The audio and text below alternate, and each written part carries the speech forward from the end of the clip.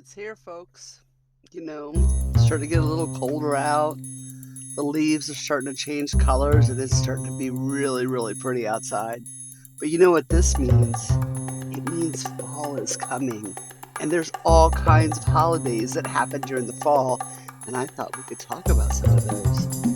Um, as the season progresses, we're going to talk a lot about festivals that involve light.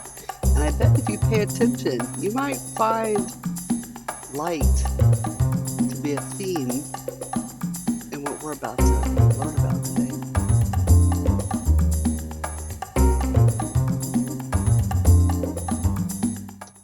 Halloween by Amy Margaret. Published by the Rosen Publishing Group's Power Kids Press in New York.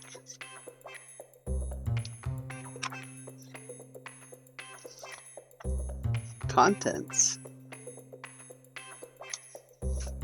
Halloween fun.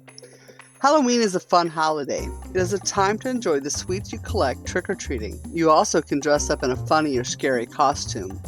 You can carve a pumpkin with a parent's help, and you can hang fake cobwebs from doorways.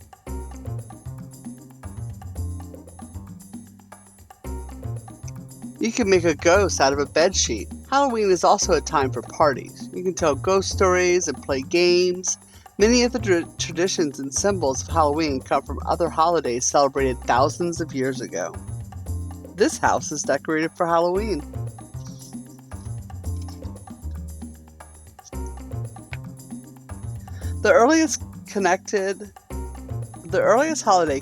Halloween's beginnings. The earliest holiday connected with Halloween is the Celtic festival of Samhain, the Celtic New Year. The Celts lived in northern Europe in the 1st century BC. The Celts believed in many gods, including Samhain, the Lord of the Dead. The Celts believed that Samhain ruled for 6 months of each year, starting on October 31st, the date we now celebrate Halloween. The Celts welcomed Samhain with a 3-day party. They wore costumes and searched for ghosts. Ceremonies such as this Druidic ceremony have been celebrated for more than 700 years. The name Halloween. On November 1st in the year AD 83, the Catholic Church gave new meaning to the Samhain holiday. They began celebrating All Saints' Day, a holiday where they honored the Catholic saints. All Saints' Day also is called All Hallows' Day or Hallowmas. Hallow means saint in Old English.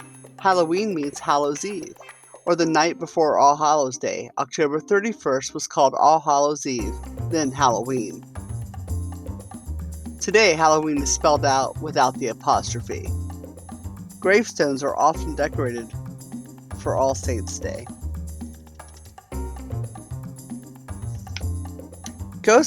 Halloween ghosts. Ghosts have always been an important part of Halloween. It started with the Celts, who lit fires to guide friendly ghosts home and drive away scary ghosts. Later, the Christians celebrated their own holiday to pray for the ghosts of their dead friends or relatives. This day, November 2nd, was called All Souls' Day. Latin Americans call this holiday Day of the Dead. In America, ghosts as a Halloween symbol came first from the Celts and later from the Christians. Today, kids dress up as ghosts. On All Saints' Day, people celebrate family members who have died. The Jack-o'-lantern. A jack-o'-lantern is one of the most famous symbols of Halloween. Irish and Scottish people first used turnips as jack-o'-lanterns on Halloween. They believed that the scary faces they carved would scare away evil spirits. No one knows for sure how the jack-o'-lantern got its name. One story says that a man named Jack played tricks on the devil. When Jack died, the devil made him walk the earth with only a piece of glowing coal to find his way. Jack carried the coal in a hollow turnip. When the Irish and Scottish people came to America in the 1800s, they began using pumpkins for jack-o'-lanterns instead of turnips. Trick or treat. Today, many children in America go trick-or-treating on Halloween and shout trick or treat. This phrase, first used in the United States in the 1930s, means give me a treat or I'll play a trick on you. The idea of going trick-or-treating probably began in England. On All Souls' Day, children went from house to house and asked for soul cakes, which were buns filled with raisins. If the children were not given food, they would pull a prank on that house. If they received cakes, they promised to pray for that whole household's dead relatives. A group of trick-or-treaters finds a welcoming neighbor. Ah, they're all in their costumes. The world of witches. The Celts were among the first to believe in witches. A witch is someone who follows the Wiccan faith. In Old English, Wicca means wise one. Witches used herbs and plants to heal illnesses. Many people thought witches had magical powers. Over time, some people thought that witchcraft was evil instead of magical. Halloween witches became symbols of the evil spirits that some people believe wander the earth. People who practice the Wiccan faith, though, are different from Halloween witches. When witches met on October 31st, today's Halloween, they would perform marriages and bring new witches into their group. The Black Cat. In ancient Egypt, people believed that cats had magical powers. A mythical goddess named Hecate ruled over the witches in ancient Greece and Rome. Hecate had a cat that helped her rule. Some people believe that witches have animals called familiars that assist them. The familiars have spirits living inside them. The most common familiar is a cat. A witch with her black cat is one of the most famous symbols of Halloween. Witches' cats were black. Some people thought because the cats were evil spirits of the color of night. Halloween creatures. The Halloween is another animal linked with Halloween. The owl is another animal linked with Halloween. In the 1500s, people believed the owls were wicked. When the owl screeched, it was supposed to mean that someone had died. Another creature connected with Halloween is the bat. People associate bats with vampires or a mythical monster that some believe drinks human blood. There is a bat called the vampire bat. It probably has its name because it gets its food from drinking the blood of other animals. Many people associate owls and vampire bats with Halloween. These animals come out at night to hunt for food. Play parties. The first American Halloween parties were called play parties. In the early 1800s, Americans celebrated fall with play parties. People played games such as bobbing for apples. Nuts sometimes were put into a small fire to tell the future. This is why some people call Halloween Nutcracker Night. Late into the night, at play parties, people gathered to tell ghost stories. Today, games and ghost stories are two reasons why Halloween remains one of the most popular holidays. There's our glossary, our index, and some additional sites for additional research.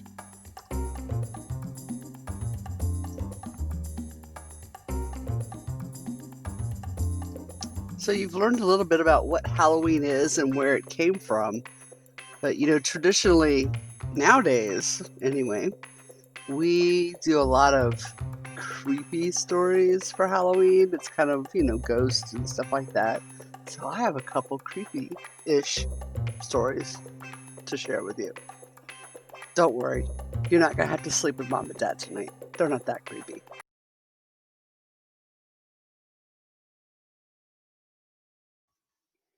Bone Dog by Eric Roman.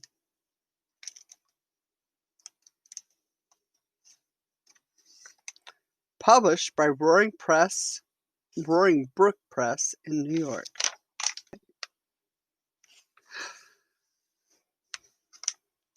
Ella and Gus had been friends for a long, long time. One night, Ella said, "I'm an old dog and won't be around much longer. But no matter what happens, I'll always be with you." For a long while, they sat together in the moonlight. Then Ella said, "A promise made under a full moon cannot be broken." After Ella was gone, Gus didn't feel like leaving the house, but he did. He didn't want to do his chores, but he did. And when Halloween came around, Gus didn't feel like trick-or-treating, but he pulled on his costume and trudged out the door. When the night grew dark and his bag grew heavy, Gus started home. Past the school, around the pond, and through the graveyard. The wind moaned. The clouds swallowed the moon.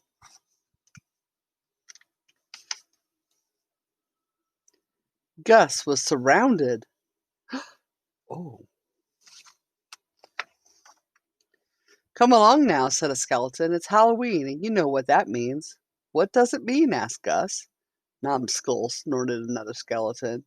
Then they all danced and sang out. We shriek and growl, screech and swoon, hiss and howl neath the blood-red moon. You know, skeleton stuff. But I'm not a skeleton, Gus said. I'm a boy. Boy! And he's alive! And do you know what that means? Bon appetit! They lunged at Gus. You've got guts, kids, but not for long. Just then the wind calmed and the moon broke shimmering from the clouds. Skeletons whirled. Ella! Cried Gus. A bone dog? Cried the skeletons. Is that all you've got? Well, tickle my ribs. Why would we be afraid of a bone dog? Ella barked and growled. It gave Gus an idea. He joined in the barking and growling. Together, with all their might, at the top of their voices, boy and dog howled into the night. A moment later, an answer came from the distance. The skeletons stopped dead in their tracks. Wolf? Dogs? Real, live dogs? Uh-oh!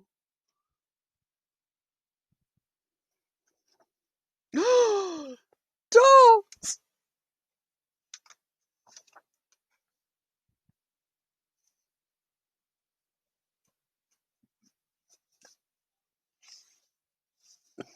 Afterwards, Gus and Ella sat together in the moonlight. Gus asked, Will I see you again? A promise made under a full moon cannot be broken, said Ella. With that, she disappeared into the night.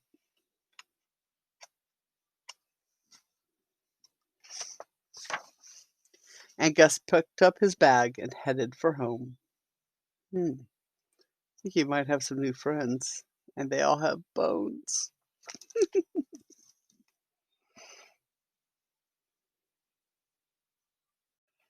See, I told you it wasn't that creepy, all right? But now, let's read some stories and learn a little bit about Day of the Dead.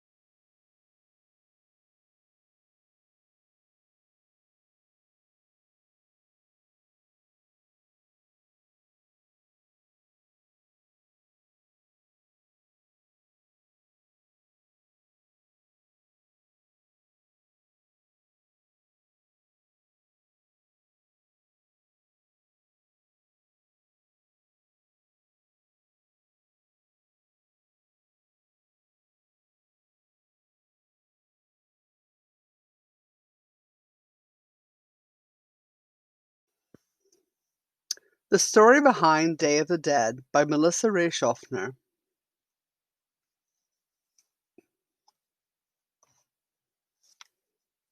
Published by Power Kids Press in New York.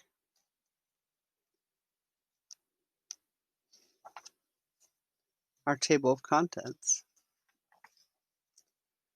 A happy holiday. Day of the Dead sounds scary, but don't be afraid. This holiday is a happy time during which people honor their loved ones who have passed away. Families gather to celebrate with tasty foods, big parties, and even fun parades. Honoring the dead. Long ago, many peoples in South America and what we now call Mexico believed it was disrespectful to be sad about people who had died. Many groups honored their ancestors by celebrating them in different ways. The ancient Aztecs, for example, held parties and festivals during the month of August. Many years later, in the 1500s, the Spanish took over Mexican land. They made many Mexican people switch to Catholicism, which was the religion practiced by the Spanish. Catholics celebrated All Saints' Day on November 1st and All Souls' Day on November 2nd to honor their dead loved ones. 2 days of celebration. Day of the Dead, or Dia de los Muertos, as it's called in Spanish, became a mix of the Catholic holidays and the traditional Mexican celebrations.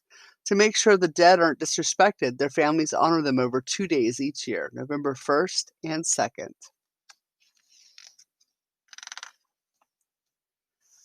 On November 1st, people celebrate the lives of children who have died. They leave white flowers on the children's graves. Adults who have died are honored on November 2nd. On this day, people leave orange flowers called marigolds on graves.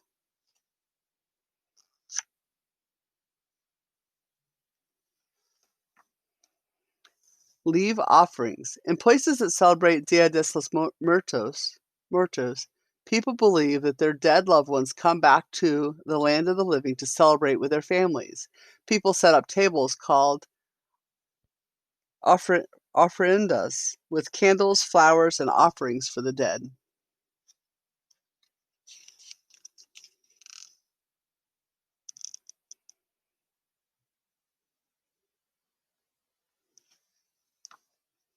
Food and drink. To help the dead on their trip to the world of the living, people prepare and leave out traditional Mexican food and drink. Sometimes these offerings are what the ancestor loved to eat and drink most when they were alive.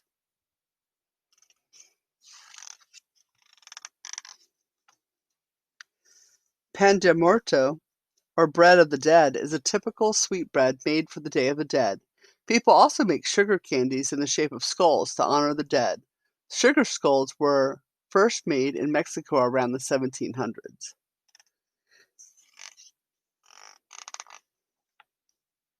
Life of the party. Day of the Dead celebrations may also include a big party in the cemetery. People often decorate their loved ones' graves. One decoration you might see at a Day of the Dead celebration is papel picado, which is colorful paper with pictures cut into it. Celebrating today. Day of the Dead is a fun, happy celebration meant to honor dead ancestors, but it's also about reminding people that death is part of life. It's celebrated mostly in Mexico, but people in other countries celebrate too. And then we have a glossary and our index and some websites for additional learning.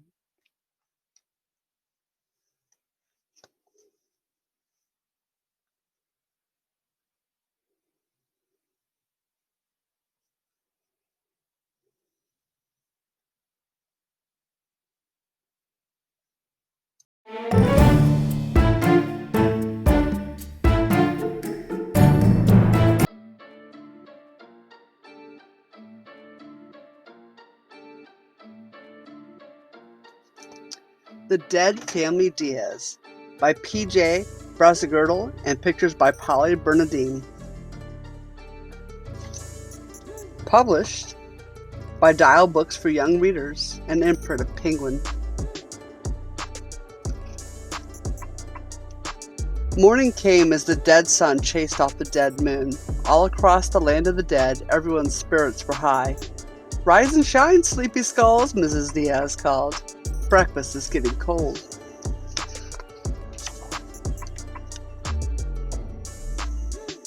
Huevos muertos, cheered Estrelita. Yum! Angelito looked at his plate miserably. Today was the Day of the Dead, when his family would walk among the living, and Angelito was feeling scared. Did I tell you how the living have big red tongues and bulging eyes? His sister jabbered. And if you touch one, they feel all hot and squishy. Ew, gasped Angelito, turning whiter than ever. Mrs. Diaz hushed her daughter. The living are our friends, she said, and this is the one time each year everyone gets together to celebrate. But were they really hot and squishy? Angelito listened in horror to his sister's stories about Halloween, when the living put out fiery-eyed pumpkins to scare the dead away. Except it never works, crackled Estrelita. Mwahaha. The Day of the Dead is nothing like Halloween, Angelito's father insisted. Now eat up. We don't want to be late. Angelito fed his breakfast to Dante while Estrelito chomped away. Finally, the family piled into the car. I told you we should have left early, Mr. Diaz grumbled. Just look at all this traffic. Nearby, a large crowd was waiting for the elevator to the land of the living, and the dead were getting restless.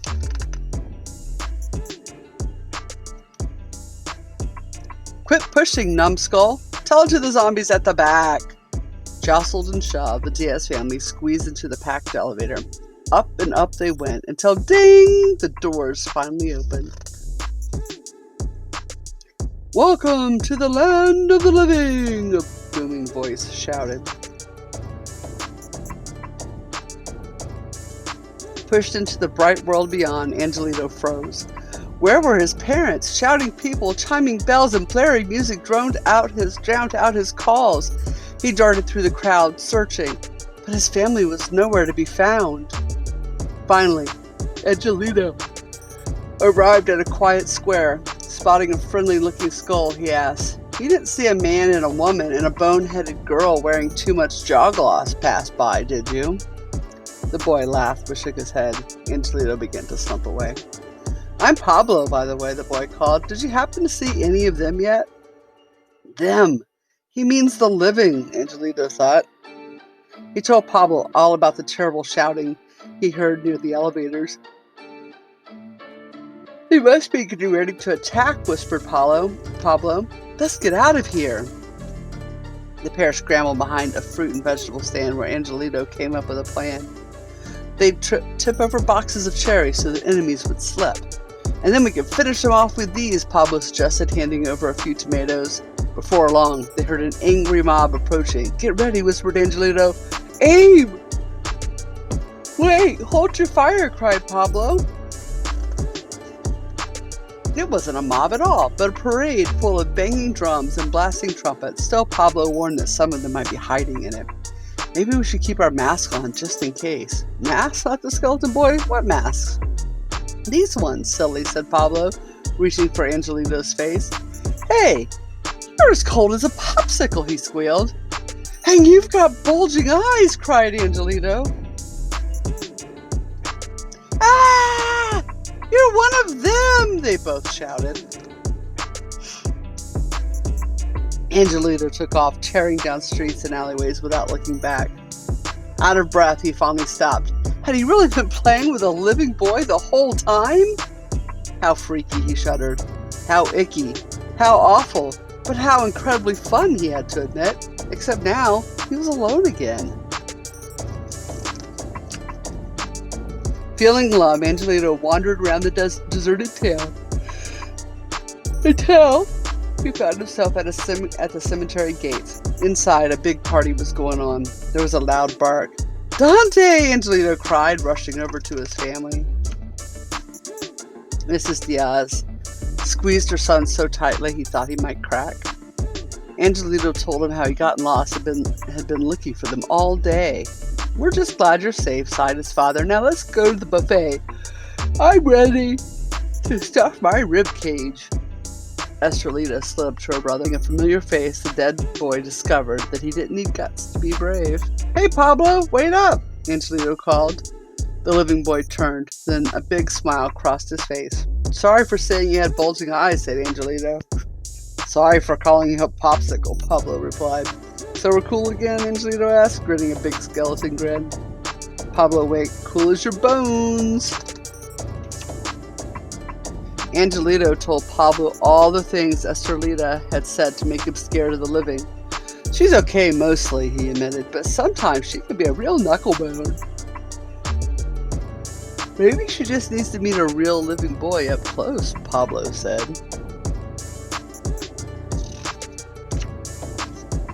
Mwahahaha! The dead moon had already chased off the dead sun by the time the dead family Diaz returned home. Bone-tired, Angelito headed to bed where he dreamed sweet dreams. The Day of the Dead, El Dia de los Muertos, is a holiday celebrated in Mexico on November 1st, when it is believed that spirits of the dead return to visit the living. Though it is always sad when people die, the Day of the Dead is a happy time. A time for people to remember and appreciate and friends and relatives who have passed on. The day is full of singing, dancing, and feasting. Special displays known as altars are made to welcome those beloved souls into the homes of their living family, with food laid out for the spirits to enjoy when they visit. The end.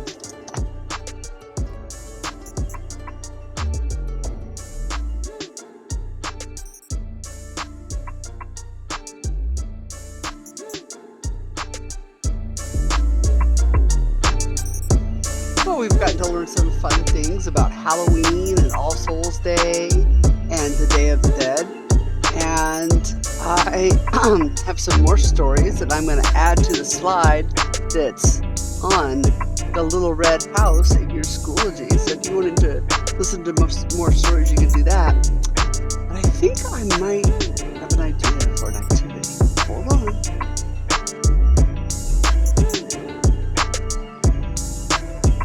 Dia de la Muerte.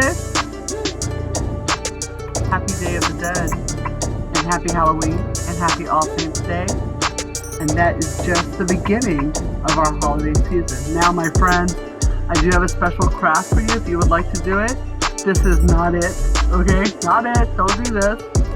I'm a grown-up. I can do things like this, and I use special face paint for my face. But we do have a craft where you can design your own sugar skull at home, and you can hang it up and you can use it to honor your ancestors on the Day of the Dead.